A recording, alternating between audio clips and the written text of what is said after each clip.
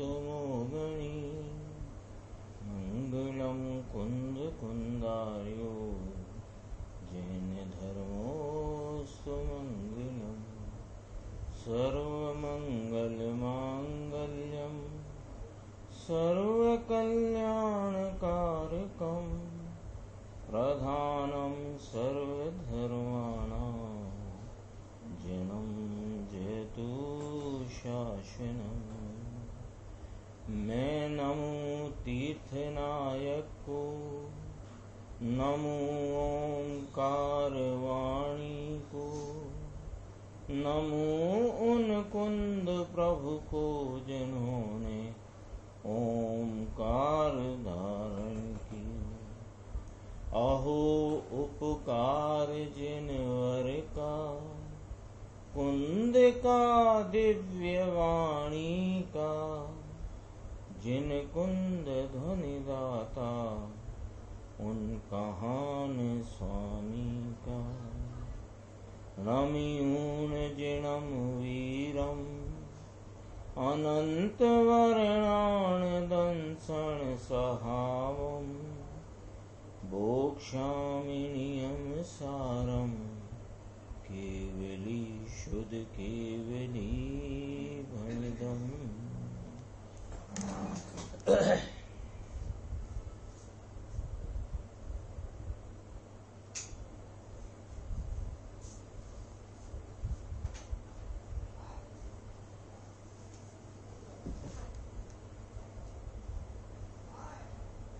नियम सारजी परमागम ग्रंथ है।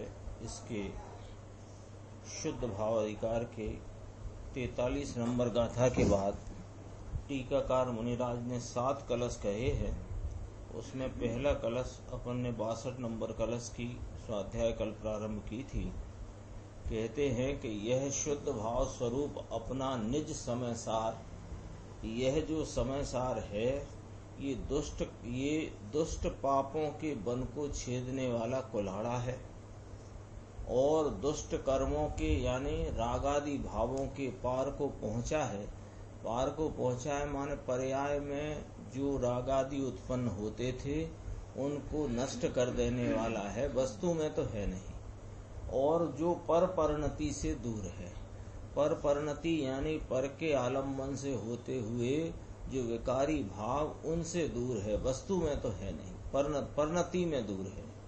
और जिसने राग रूपी समुद्र के पूर को नष्ट किया है, जिसने विविध विकारों को हनन कर डाला है, जो सच्चे सुख सागर का नीर है, और जिसने काम यानी इच्छा रूपी भाव को अस्त कर दिया है, ऐसा यह समय सार मेरा शीघ्र रक्षण करो।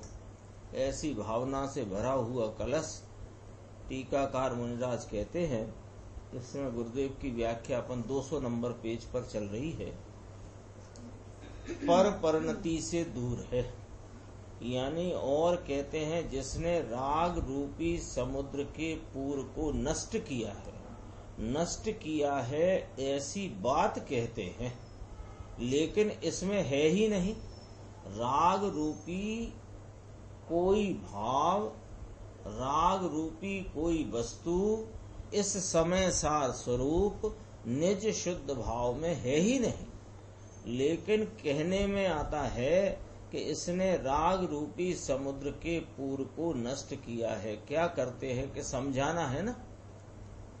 ऐसा सच्चा सुख सागर का नीर है, लेकिन वस्तु ऐसी की ऐसी ही है। इसको कोई यहाँ राग को नाश करना है ऐसा है नहीं। राग था वह स्वभाव के आश्रय से नाश हुआ, इसलिए ऐसा कहने में आता है। बाकी स्वभाव है ये नाश करेगा तो रहेगा ऐसा नहीं। कहना ये है कि ये जो अपना शुद्ध भाव, अपना शुद्ध स्वरूप, इसमें तो कोई राग नाम की वस्तु ही नहीं। राग का अंश जरिए भी इस वस्तु में नहीं, लेकिन जब स्वभाव का आश्रय लिया तो परिणति में राग उत्पन्न नहीं हुआ, तो इसने राग का नाश किया ऐसा कहने में आता है। तो यहाँ ये समझाना चाहते हैं कि ये जो स्वभाव है अपना त्रिकाली ध्रुव ऐसे का ऐसा, ये राग का नाश होएगा तो स्वभाव टिकेगा, ऐसी बात नहीं है। स्वभाव तो अपने स्वभाव से सदा काल ऐसा ही टिका टिकाया है।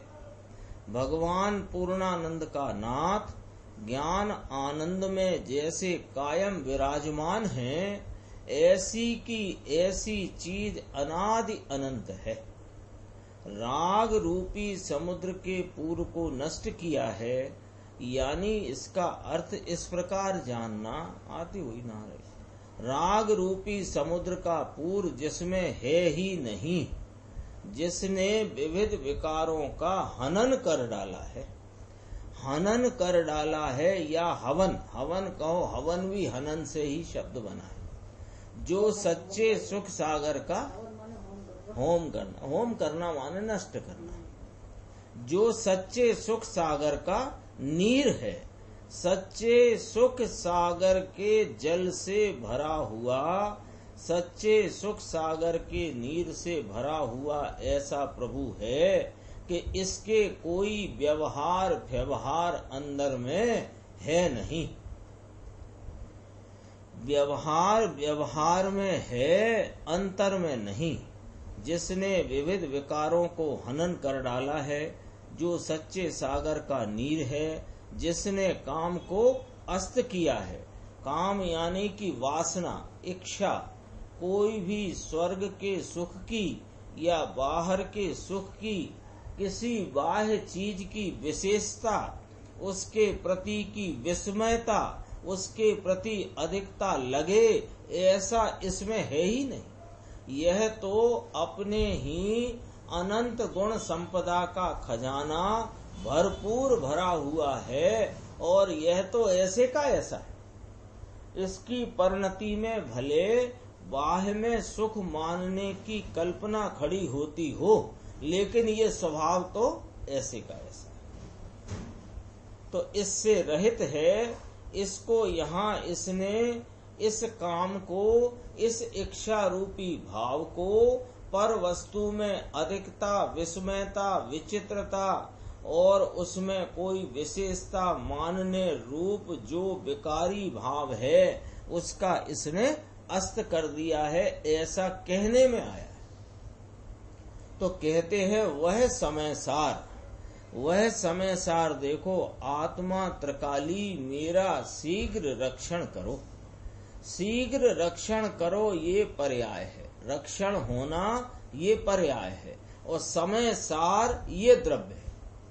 पूरा समझ लेना, इसलिए गुरुदेव कहते हैं। ये अंतिम शब्द आया ना कलश में, वह समय सार मेरा शीघ्र रक्षण करो। तो करो रक्षण, रक्षण करो ये पर्याय भाव है। और कौन करे रक्षण? तो वह द्रव्य स्वभाव का आलम्बन, तो वह समय सार वह द्रव्य है। ये समय सार द्रव्य, इसमें ये बात कही और नाश कर किया, इतनी बातें करी ना। राग रूपी समुद्र के पूर को नष्ट किया, विविध विकारों को हनन कर डाला है, जिसने काम को अस्त कर दिया है, ये सब बात व्यवहार है। ये बताया है, अंदर में कुछ नहीं। अंदर यह समय सार स्वरूप, इसमें ना तो कोई विकार है, न कोई काम है, न कोई वासना है, न कोई इसमें किसी प्रकार का राग है, पर परिणति भी इसमें है नहीं, दुष्ट कर्म नहीं, पापों का बंध नहीं, कुछ नहीं है इसमें। इसमें तो ज्ञान आनंद सुख चारित्र वीर का यह भरपूर खजाना है, और अभेद रीति से सब गुणों के स्वभाव की अमाप सामर्थ्य को पीकर बैठा है। ऐसा यह समय सार, इसका जो आलम्बन लिया, साधक जीव जो इसका आलम्बन लेते हैं, तो उनकी पर्याय में पापादि का, पाप का, पुण्य का, राग का, विकार का, काम का, वासना का अंत हो जाता है। इसलिए ये बात व्यवहार से बताने में आई है, अंदर में कुछ नहीं। यह तो निर्मलानंद सच्चिदानंद प्रभु अमृत के सागर से भरा हुआ सुख सागर का पूर है, अतीन्द्रिय आनंद का पूर है। ये जो वस्तु है समय सार, ये सम्यक दर्शन का विषय है।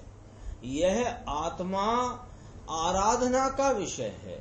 ये आत्मा मोक्ष मार्ग की साधना का विषय है। ये आत्मा पूर्णता की प्राप्ति का विषय है। ये चीज को जाने बिना ऊपर की सारी क्रिया कांड संसार है।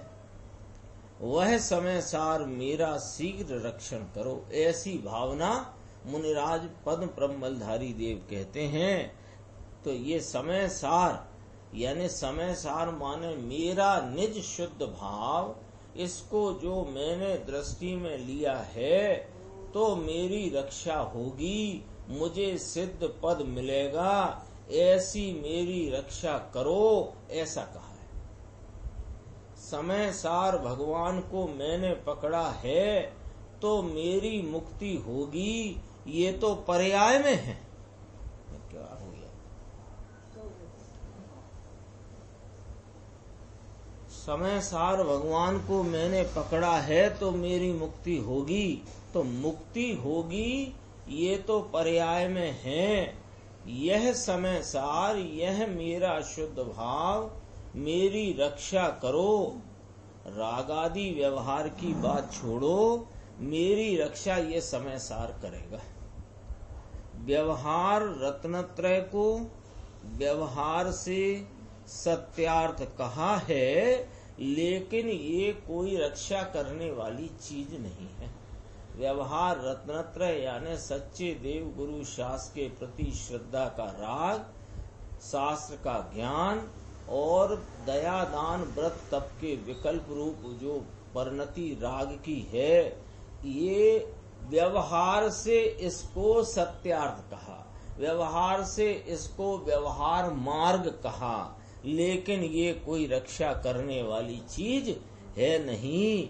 व्यवहार से सत्य भी कहा है, लेकिन ये कोई वस्तु स्थिति नहीं, वास्तविकता नहीं। सच्चिदानंद प्रभु के आगे इस चीज की कोई कीमत नहीं, यानी जीरो कीमत है इसकी, कुछ नहीं। कोई कहे कुछ तो रखो इसकी कीमत, तो कहते कोई कीमत के लायक नहीं है। एक स्वरूप अपना सच्चिदानंद, नित्यानंद, पवित्रानंद, निर्मलानंद, इसके आगे किसी राग की, अरे निर्मलानंद के प्रति के राग की भी कोई कीमत नहीं। जिसने काम को अस्त किया है वह समय सार। पद्म ब्रह्मलधारी देव मुनि कहते हैं, कैसे हैं पद्म ब्रह्मलधारी देव मुनिराज, यानी जगत में जितने मुनिराज हैं कैसे हैं कि तीन कषाय का अभाव है। जिनको अकषाय यानी तीन कषाय का अभाव होकर आनंद प्रकट हुआ है, अभाव यानी पर्याय में आनंद और शांति प्रगति है। कषाय का अभाव कहाँ हुआ है? पर्याय में हुआ है। स्वभाव तो त्रिकाल ऐसे का ऐसा निकषाय स्वरूप है, तो पर्याय में आनंद और शांति प्रगति है। सम्यक दृष्टि को तो सम्यक दर्शन हुआ है और मिथ्यात्व और अनंतानुबंधी के अभाव पूर्ति शांति और सुख आया है। अभाव पूर्ति माने अनंतानुबंधी का और मिथ्यात्व के अभाव रूप उतनी शांति और सुख आया है। लेकिन मुनि को तो तीन कषाय का अभाव का आनंद और सुख आया है। ये कहते हैं, ये मुनिराज कहते हैं, ये समय सार मेरी रक्षा करो। किससे गुहार लगाते हैं रक्षण के लिए कि हे त्रिकाली द्रव्य मेरी रक्षा करो, प्रभु त्रिकाली द्रव्य मेरी रक्षा करो। मेरा नाथ शाश्वत है, वह मेरी रक्षा करो। मेरी प्राप्त निर्मल पर्याय में इसका आलम्बन है, ये रक्षा करो, ऐसा कहते हैं। निर्मल पर्याय प्रकट करने में, निर्मलता की वृद्धि करने में कोई व्यवहार अथवा विकल्प का आधार है, ऐसा नहीं है। ये बहुत स्पष्ट बात है। निर्मलता की अनादि से मलिनता चली आई ना जीव को। क्यों? कि इसने अपने निर्मल स्वभाव को कभी पहचाना नहीं। अब निर्मल स्वभाव को ये जानता नहीं और मलिनता का एकांत परिणाम चला आया है, उसको ही यह वेदन में लेता हुआ यह मैं हूँ ऐसी विपरीत मान्यता में परिणमित है।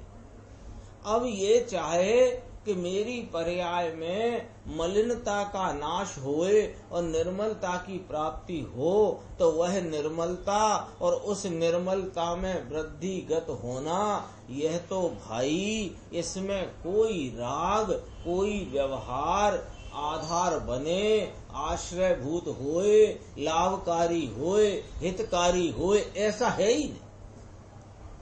अरे ये शुद्धात्मा के प्रति का राग भी इसको लाभकारी नहीं। विकल्प है, विकल्प बने, लेकिन अंदर में इसका आधार लाभदायक है, ऐसा बिल्कुल नहीं है। कोई प्रकार से कोई सा राग इसको किसी प्रकार इसकी शुद्धता की वृद्धि में आधार बने, लाभदायक हो, ऐसा बिल्कुल नहीं। आगे चलते हैं अपन थोड़ा। 62वां श्लोक की बात हो गई पूरी। एक नीचे का पैराग्राफ पढ़ते हैं। देखो, आत्मा क्या चीज है ये लोगों ने सुना नहीं। आत्मा तो महाप्रभु अनंत अनंत प्रभु शक्ति से भरा हुआ है। महिमा इसकी आनी चाहिए। इसके प्रति जो महिमा का राग है उसकी महिमा भी नहीं आनी चाहिए। इसके प्रति महिमा है ना, अभिविकल्पात्मक ज्ञान में जो मैं सच्चिदानंद समय सार स्वरूप शुद्ध पवित्र जैसा सिद्ध परमात्मा पर्याय में विराजते हैं, ऐसा ही मैं शुद्ध पवित्र स्वभाव से हूँ। ऐसी जो विकल्पात्मक महिमा वाला राग, उस राग की महिमा में भी यदि अटकते हो तो तुम्हें वह तुम्हारी स्वरूप प्राप्ति का आधार नहीं बनेगा। अरे यह महाप्रभु अनंत अनंत शक्ति से भरा हुआ, एक शक्ति नहीं, अनंत अनंत शक्ति से भरा प्रभु भगवान, यहाँ आचार्य महाराज मुनिराज पद्म ब्रह्मलधारी देव कहते हैं मेरी रक्षा करता है। कौन? ये शुद्ध भाव, यह त्रिकाली एक रूप सामान सदृश रहने वाला समय सार स्वरूप निर्मलानंद वस्तु पवित्र तत्व, यह मेरी रक्षा करता है। मेरे ध्यान में ये चीज है। ये बहुत गंभीर लाइन है। मेरे ध्यान में यानी मेरी उपयोग की एकाग्रता का विषय ये समय सार स्वरूप आत्मा है। मेरे ध्यान में ये चीज है और ये जो मेरे स्वरूप के प्रति एकाग्रता का वर्तन है ना, तो वो एकाग्रता के वर्तन में वह जो त्रिकाली भाव है वह मेरी रक्षा करता है। मैं राग मंद करूं तो मुझे लाभ होए, ऐसी कोई चीज मेरे पास है नहीं, मेरे स्वरूप में नहीं। अरे जगत के किसी प्राणी के पास ऐसी कोई चीज ही नहीं कि राग मंद करे, मंद कषाय करे तो लाभ हो जाए। एक समय सार मेरी रक्षा करता है। पद्म ब्रह्मलधारी देव की ये टीका, उसमें 7 श्लोकों के क्रम में 62 नंबर वाला पहला श्लोक हुआ। अब 63वां श्लोक आता है। जयति परम तत्वं तत्वनिषेणात् पद्म प्रभु मुनि हृदयाब्जे संस्थितं निर्वाकारं हत विविध विकल्पं कल्पनामात्र रम्यात् भव भव सुख दुखान मुक्त मुक्तम वोधेरयत। कहते हैं जो तत्व निष्णात शब्द आया ना ऊपर, तत्व निष्णात पद्म प्रभ मुनि, पूरा मिला लेना आगे। तत्व निष्णात पद्म प्रभ मुनि हृदयाब्जे संस्थितम निर्वाकारम, कि जो तत्व निष्णात हैं वे स्वयं अपना कहते हैं कि यह पद्म प्रभ मुनि तत्व में निष्णात है, वस्तु स्वरूप में निपुण है, और मेरे हृदय कमल में, वे स्वयं कह रहे हैं ना पद्म प्रभ मुनिराज, कि मेरे हृदय कमल में सुस्थित है। कौन? वो जो 62 नंबर में समय सार कहा था, शुद्ध भाव, मेरा अपना त्रिकाली निजानंद निर्मलानंद स्वरूप, वह मेरे हृदय कमल में सुस्थित है।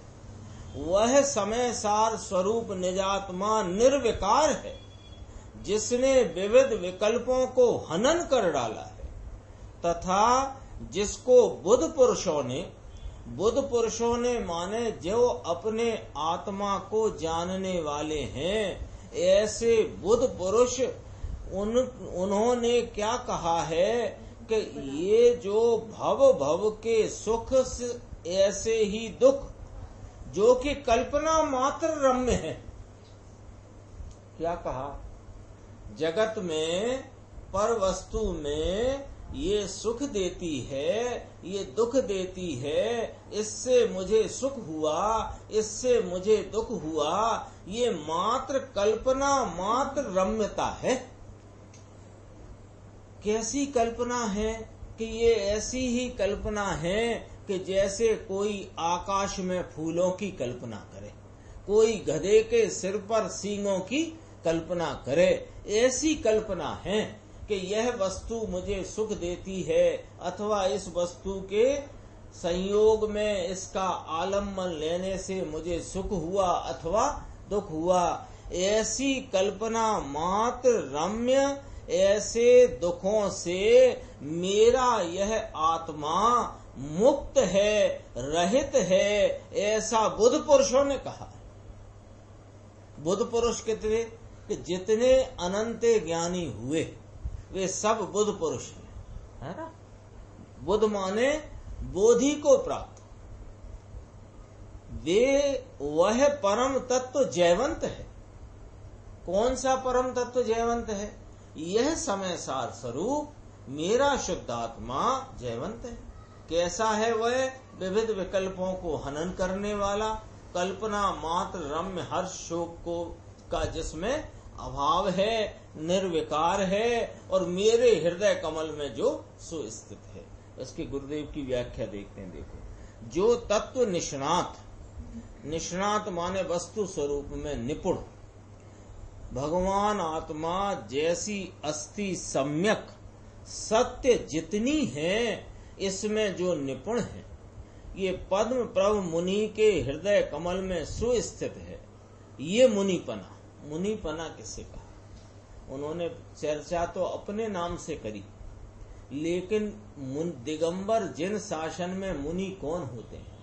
कि मुनि वे होते हैं जिनके हृदय कमल में, हृदय कमल माने वर्तते उपयोग में, जिनके उपयोग में और जिनके श्रद्धान प्रतीति में अपना निज शुद्धात्मा सुस्थित पने विराजमान है। वस्तु रूप से तो सबकी आत्मा विराजमान है, लेकिन जिनकी उपयोग परिणति और श्रद्धा प्रतीति के भाव में यह अपना स्वरूप अपने शुद्धता पवित्रता के भाव से उसके श्रद्धान से विराजमान है, इसका नाम मुनिपना। ऐसा जो वस्तु स्वरूप निरूपण नहीं, वो निपुण है। ऐसा जो वस्तु स्वरूप में निपुण, वस्तु स्वरूप में महानिपुण, तत्व निष्णात, निष्णात है ना, कुशल प्रवीण निपुण। पद ब्रह्मलधारी मुनिराज कहते हैं, मेरे हृदय कमल में वह समय सार सुस्थित है। मेरे 3 कषाय का अभाव है, महामुनि पना है। गजब बात है भाई, मुनि तो परम इष्ट हैं। परमेष्टि में मुनि शामिल हो गए। मुनिराज माने कौन? कि जो 5 परम परमेष्टि हैं उनमें जो शामिल हैं तो वे मुनिराज हैं। कहते नहीं है, नमो लोए त्रिकाल वर्ती सब साहुला। लोक में त्रिकालवर्ती, तीनों काल में वर्तने वाले सब साहुणम। साधु कौन? कि सब साधु नहीं, साधु यानी जिनके हृदय कमल में यह समय सार स्वरूप आत्मा सुस्थित पने विराजता है, जिनके तीन कषाय की अभाव रूप महाप्रचुर स्वय संवेदन की परिणति जागृत पने वर्तती, वे मुनिराज। सिद्धों की तलेटी में भी कहते हैं, उपमाएं हैं, चलते फिरते सिद्ध हैं, मुनिराज ऐसे हैं। वो छेडाला में आता है कि वो जब ध्यान में लीन हो तो वो को मृग आदि खाज खजावते, हाँ, उपल पत्थर समझ करके खाज खजा जाते हैं। ऐसे मुनिराज की स्थिति है। मुनि यानी क्या? एक बार विचार में लो तो अंतरंग में ऐसा भाव जागृत हो कि वो कैसा तत्व होगा जिसके आलम्बन से ये दशा मुनिराज को वर्तती है। मुनि तो परम इष्ट हैं, मुनि तो परमेष्टि में मिल गए हैं। ये यहाँ कहते हैं, मुनिराज कहते हैं हमारी रक्षा तो समय सार करता है। कौन है समय सार? के यह त्रिकाली भगवान, ये हमारा द्रव्य उसमें ध्येय वर्तता है, ये ही हमारी रक्षा करता है। आगे कहते हैं, जो तत्व निष्णात पद्म प्रभ मुनि के हृदय कमल में, यहाँ हृदय कमल का अर्थ है ज्ञान उपयोग में। हृदय यानी ज्ञान, ये कमल में सुस्थित हैं। मेरे हृदय कमल में भगवान पूर्णानंद स्वयं निर्मलानंद सुस्थित है। कैसा है वह जो उनके हृदय में स्थित है? कि निर्विकार है। जो निर्विकार है, यह भगवान आत्मा निर्मल स्वरूप प्रभु सम्यक दर्शन का विषय, सम्यक दर्शन का ध्येय, सम्यक दर्शन का आश्रय स्वरूप, ये निर्विकार है। तो इसका साथ पहले विकार जाएगा तब निर्विकार होएगा ना। अभी तो विकार चल रहा है हमको, अभी तो स्वाध्याय सुनने का विकार चल रहा है। तो ये विकार जाएगा तभी तो निर्विकार आएगा। कि नाना विकार में रह करके परिणमता है, और निर्विकारी तत्व निर्विकार पने सदा निर्विकार रहता है। तेरे को तो वर्तमान उपयोग को विकार पर से दृष्टि हटाकर निर्विकारी तत्व पर लगाना है, तो तुझे तेरी उपयोग परिणति में ये निर्विकारी तत्व दर्शन देगा। तो तेरे को वहां प्रतीति होगी कि अहो मैं तो त्रिकाल निर्विकार स्वरूप हूं। अरे कितनी बात कहते हैं। जिसने विविध विकल्पों को हनन कर दिया है, विविध विकल्प यानी चाहे जिस प्रकार का विकल्प, यानी गुण गुणी के भेद का भी विकल्प जिसमें नहीं तो इसका नाश किया, ऐसा कहने में आता है। नाश कर दिया गुण गुणी के भेद का विकल्प का, तो ऐसा नहीं है कि जैसे गुण गुणी के विकल्प को उठाया और मसल दिया। इसका अर्थ ये है कि निर्विकल्प निर्वेद अपने अभेद आत्मा का आलम्बन लिया तो परिणति में गुण गुणी के भेद का विकल्प ही नहीं उपजा, तो नाश कर दिया। मुनि को शब्द कम पढ़ते हैं। क्या कहते हैं गुरुदेव क्या कहते हैं? इतनी उपमाएं, इतने अलंकार कहकर के इस निज परम तत्व को कहना चाहते हैं, जिसको अनेक आचार्य कहते हैं महाराज हम इतना इतना कहते हैं तथापि ये तो वचन अगोचर है। यह मेरा आत्मा, ये सर्व जीवों का आत्मा वचन अगोचर है। अरे यह तो अनुभव गोचर है, वचनों से कहा जा सकता नहीं। इंगित करते हैं, इशारा करते हैं, उंगली से बता देते हैं। उंगली माने दिशा दिखा देते हैं। अब करना क्या कि तेरे को यदि उस इशारे से अपने इस आत्म तत्व की महिमा आती है और सब रागादि की विस्मयता, अधिकता और उसकी विशेषता छूट जाती है, तो इसकी ऊर्ध्वता में वह उपयोग पुरुषार्थ के वीर के पुरुषार्थ रूपी परिणमन में सहज ही उपयोग पलट करके इस स्वरूप का आलम्बन लेता है। लेकिन आलम्बन लेने से क्या होता है कि ये जितने वचन, इशारे, इंगित किया था, दिशा दिखाई थी, वो सब छूट जाता है और वस्तु का साक्षात प्रकट वेदन संचित अनुभव गोचर है। तब 5वीं गाथा में समय सार में कहते हैं, मैं निज वैभव से कहूंगा माने इशारे करूंगा। इशारे ही करेंगे, शब्द कम पड़ते हैं।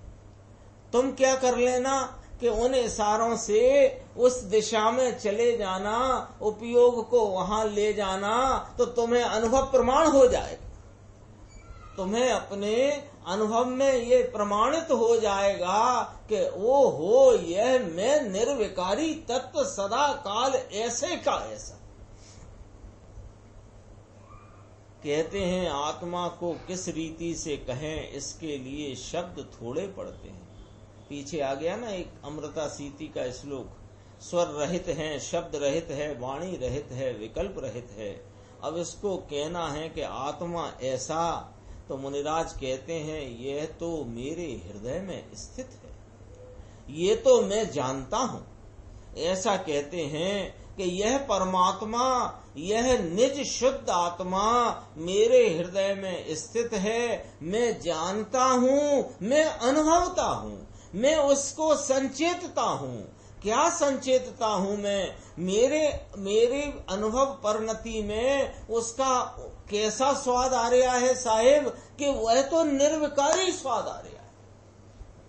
अनादि से मैं विकार का स्वाद लेकर अपने आत्मा की पहचान के बिना, आत्मा के भान के बिना, वह जो कषाय की मंदता का भाव था ना, उसको मैं मेरा स्वरूप मान बैठा था।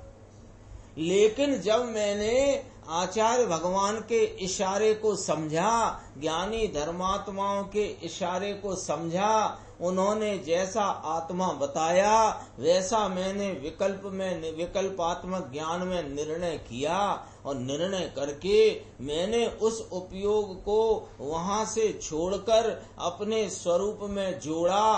तो स्वरूप में उपयोग जुड़ते ही उस क्षण ही मेरे अनुभव में ऐसा स्वाद आया कि वह निर्विकारी स्वाद है। वो स्वाद आनंद रूप स्वाद है, उसमें पवित्रता का स्वाद है। ऐसा स्वाद आते ही मुझे ये प्रतीति हुई कि अहो, यह तो मैं निर्विकार पवित्र सुचिता स्वरूप आत्मा। कितनी अंदर मुनिराज के ऐसा कभी विचार करते हैं अपन कि ये जो कलश पढ़े मुनिराज की टीकाओं पर आधारित, या टीकाएं पढ़ें, या आचार्य भगवंत सूत्रकर्ताओं के सूत्र पढ़ें, तो ऐसा लगता है कि ये इनको विकल्प चल रहा है, वो भी किस जाति का। वहां पर क्या चल रहा है देखो, जब शास्त्र की रचना हो रही है ना, तो क्या क्या उनका नक्शा है मुनिराजों का, आचार्य भगवंतों का, कि अंदर में 3 कषाय के अभाव रूप प्रचुर वीतरागी परिणति की अखंड धारा है, और विकल्पात्मक वृत्ति में करुणा का भाव है, और ज्ञान के क्षयोपशम में आत्मा का जैसा स्वरूप है वह पूरा का पूरा खिला पड़ा है,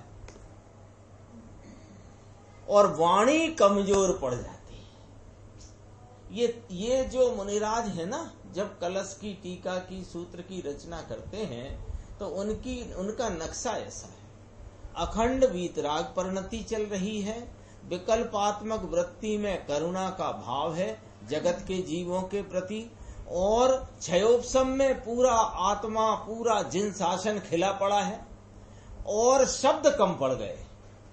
वाणी वहां निर्बल हो गई है। वाणी यहाँ पर, क्योंकि वाणी का परिणमन स्वतंत्र है, मात्र निमित्त नैमित्तिक संबंध है। उनके विकल्प और उनके उस समय के उगड़े हुए ज्ञान के क्षयोपशम में निमित्त नैमित्तिक संबंध है। तो वह जो वाणी है वो कमजोर पड़ गई है।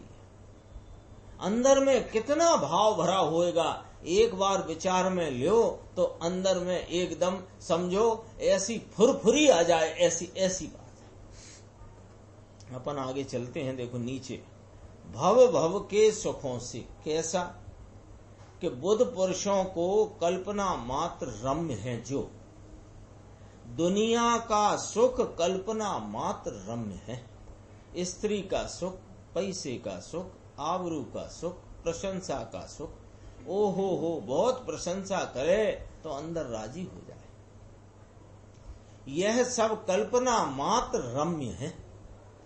कल्पना मात्र रम्य, ये कोई शब्द कठिन तो नहीं है। कल्पना मात्र रम्य, कल्पना मात्र रम्य माने कि जैसे तुम आकाश में फूलों की कल्पना करो और अपने ज्ञान में ऐसा तुम कल्पना में देख रहे हो कि देखो कितने सुंदर फूल खिले हैं आकाश में, तो इसको तुमने बगल वाले से कहा देखो तो सही कैसे लाल पीले हरे गुलाबी फूल खिले हैं आकाश में, तो वो क्या कहेगा कि तेरी कल्पना मात्र है, ये तू उसमें रम रहा है, कल्पना मात्र भाव में है, कुछ नहीं वहां। ऐसे ही स्त्री, पैसा, आबरू, प्रशंसा, कीर्ति, धन दौलत, जमीन जायदाद, ये जितना जो कुछ भी है तू उसमें आकाश के फूल की भांति इसमें सुख है, इसमें सुख है, देखो मेरे सुख है, ऐसी तेरे कल्पना है। तो बाजू में जो बोधि को प्राप्त बुद्ध पुरुष है वो कहता है कि देख ले भैया, यहाँ कोई सुख नहीं है,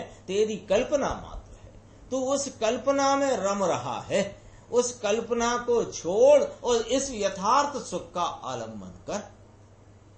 कल्पना मात्र रम्य ऐसे भव भव के सुखों से, ऐसे ही दुखों से, भव भव के सुख और दुख। ऐसा लगता है ना, जब कोई का ये देह छूटती है तो ऐसा लगता है कि ये गया, ये गया।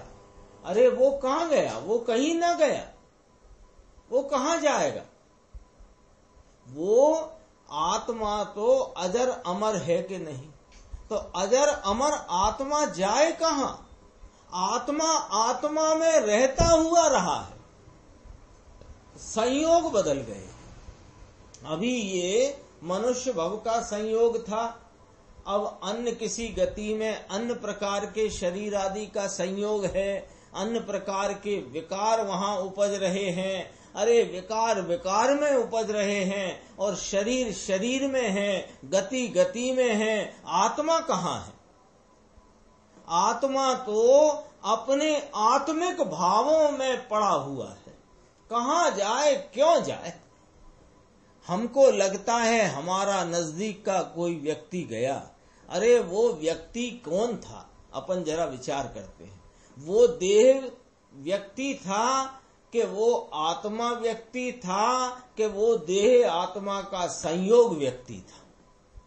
अपना कोई गया हो नजदीक का तो क्या विचार करो, विचार तो करो, जरा थोड़ा विचार तो करो कि ये जो देह दिखती थी 5-5.5 फुट की, क्या ये वो तुम्हारा संबंधी था, या वहां रहा हुआ आत्मा तुम्हारा संबंधी था, या इन दोनों का संयोग तुम्हारा संबंधी था। वास्तव में तो वो जो संयोग में तुम्हें दिखाई देता था, तुमने उससे कल्पना मात्र संबंध खड़ा किया था। वो तो जाने वाला जहां गया है वो तो वैसे का वैसा ही रहा है, उसका तो कुछ हुआ ही नहीं। वो जो चला गया, जिसके जाने से हमको एकदम शोक हो जाता है कि ये देखो मेरा निकट का कोई चला गया है, तो तुम्हें जो चला गया वो जिससे यदि शरीर तुम्हारे संयोग संबंधी था तो वो तो ये रखा, और वो आत्मा संबंधी था वो चला गया है, तो वो चला गया है भाई साहब, तो वो कहाँ चला गया है कि वो जहां गया है क्या अन्य रूप होकर गया है? अरे वो तो वैसा का वैसा ही है, सदा काल निर्विकारी तत्व है। कितनी बात करते हैं, ये भव भव में सुख कहा, देवलोक में ये कल्पना करते हैं तो कहा अवश्य है भव भव में सुख और दुख। तो भव भव में जो देवलोक आदि में सुख मानता है, ये बात कही, ये कल्पना मात्र सुख और कल्पना मात्र दुख है। ये दुखों से मुक्त रहित कहा है। 3 लोक के नाथ जिनेश्वर देव ने दिव्य ध्वनि द्वारा भगवान को रम्य कल्पना मात्र भव भव के सुख और दुख से रहित कहा है। आत्मा में ये कुछ है ही नहीं। कल्पना करो, भले करो कल्पना कि हम पैसे से सुखी हैं, निरोगी हैं इसलिए सुखी हैं, 8-10 लड़के मेरे अच्छे कमाऊ हो गए हैं इसलिए हम सुखी हैं। करो कल्पना, यह कल्पना मात्र रम्य है भाई, वह परम तत्व जयवंत है। कौन परम तत्व?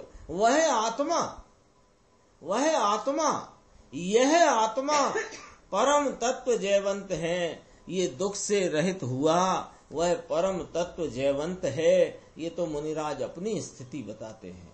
परम तत्व जगत में जयवंत नहीं, क्या कहते हैं, गंभीर है लाइन। यह जो परम तत्व, कौन परम तत्व? मेरा निज शुद्धात्मा त्रिकाल निर्विकार स्वरूप, जो विज्ञान घन निर्मलानंद, वह जगत में जयवंत नहीं, अरे वह यहाँ जयवंत दिखाई देता है। हमारा प्रभु हमको दिखाई देता है, हमारे हृदय कमल में जयवंत है। ऐसा हम कहते हैं, ऐसा जयवंत है, ऐसा हमारे अनुभव में, संचेतन में, संवेदन में आया है। परम तत्व जयवंत है। जयवंत यानी कोई का तत्व जयवंत है ऐसा नहीं। जगत में सभी तत्व जयवंत है, सभी आत्माएं जयवंत है। लेकिन यहाँ मुनिराज कहते हैं हमारा भगवान, हमारा परम तत्व मेरे हृदय नाम उपयोग में जानने में आ रहा है, ये जयवंत वर्तता है। यह मुनि की दशा, जिनको भगवान हृदय कमल में सदा निरंतर जयवंत वर्तता है, इसको हलना चलना खाने पीने का विकल्प में भी दुख लगता है। मुनिराज को आहारचर्या भी होती है, विहारचर्या भी होती है। छठे गुण स्थान में ऐसा आहार आदि का और विहार आदि का विकल्प आता है, लेकिन आता है तो उसमें उन्हें दुख लगता है। 4 हाथ भूमि देखकर चलने का विकल्प आता है, दुख लगता है। प्रासुक भूमि पर चलने का विकल्प आता है, दुख लगता है। लेकिन ये कोई सुख लगता है उस नहीं, क्यों कि उसके ऊपर लक्ष्य नहीं। लक्ष्य कहाँ है कि भगवान निर्मलानंद अंदर विराजमान है, मेरी उसके ऊपर दृष्टि होने से वह मेरी परिणति में, मेरे अंतर हृदय कमल में जयवंत वर्तता है। ऐसा राग आदि आया। ओहो, कितनी गजब गजब बात गुरुदेव निकाल करके कहते हैं। ओहो, ऐसा राग आदि आया। मुनिराज को कैसा राग आदि आता है? अभी अपन आहारचर्या का, विहार का, 4 हाथ भूमि देख के चलने का, समिति का, इस प्रकार आता है ना। तो कहते हैं ऐसा राग आदि आया इसलिए मुझे अड़चन हुई अथवा कि विघ्न आया है, ऐसा नहीं। क्या है, कैसी बात है, जरा देखना क्या कहना चाहते हैं। वो बात को क्या कहना चाहते हैं वो थोड़ी अपन कोशिश करते हैं उसके मर्म को पकड़ने की। कि देखो मुनिराज 7वें गुण स्थान से च्युत होकर 6वें गुण स्थान में अल्पकाल के लिए आए हैं। कितना होता है वह अल्पकाल? आगम सिद्धांत के लेख के अनुसार 0.25 सेकंड का। 6, 7वें गुण स्थान में झूलने वाले मुनिराज श्रेणी आरोहण में उनकी बात छोड़ दो। जो मुनिराज की 6वें 7वें गुण स्थान में झूलती हुई दशा है, उस दशा में रहे मुनिराज के 6वां गुण स्थान जो आया, पौनी सेकंड का कहा आगम, पौन सेकंड, पौनी सेकंड, आधा सेकंड कहा 7वें को। मेरी गुरुदेव से जो बातचीत है, गुरुदेव का जो स्पष्टीकरण, गुरुदेव का स्पष्टीकरण और गुरुदेव का एक एक वाक्य आगम से प्रमाणित है। उसमें वे कहते हैं कि नींद भी पौनी सेकंड की कही है मुनिराज को, तो 6वां गुण स्थान पौनी सेकंड का। ये 6वें गुण स्थान में अपन विचार क्या कर रहे हैं, इससे आधा, हाँ पौनी सेकंड से आधा, आदि नहीं, 7वें से दूने से अधिक नहीं होता 6वां गुण स्थान।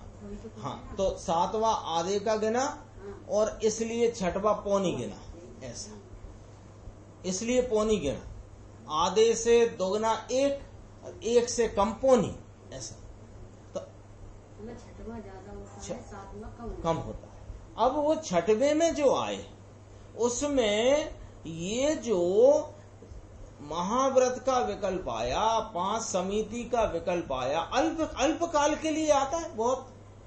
हालांकि वो पौनी सेकंड में भी असंख्यात समय निकलते हैं, लेकिन उसमें भी वो जो विकल्प आया है, तो वे मुनिराज कहते हैं कि ये मुझे कोई अड़चन कर देगा, कि विघ्न कर देगा, किसमें कि मेरी जो 3 कषाय की अभाव रूप निरंतर वृद्धिंगत होती परिणति वीतरागता की है, उसमें ये कोई विघ्न कर देगा, ऐसा नहीं। ये कहना चाहते, देखो क्या कहना चाहते हैं, समझना जरा।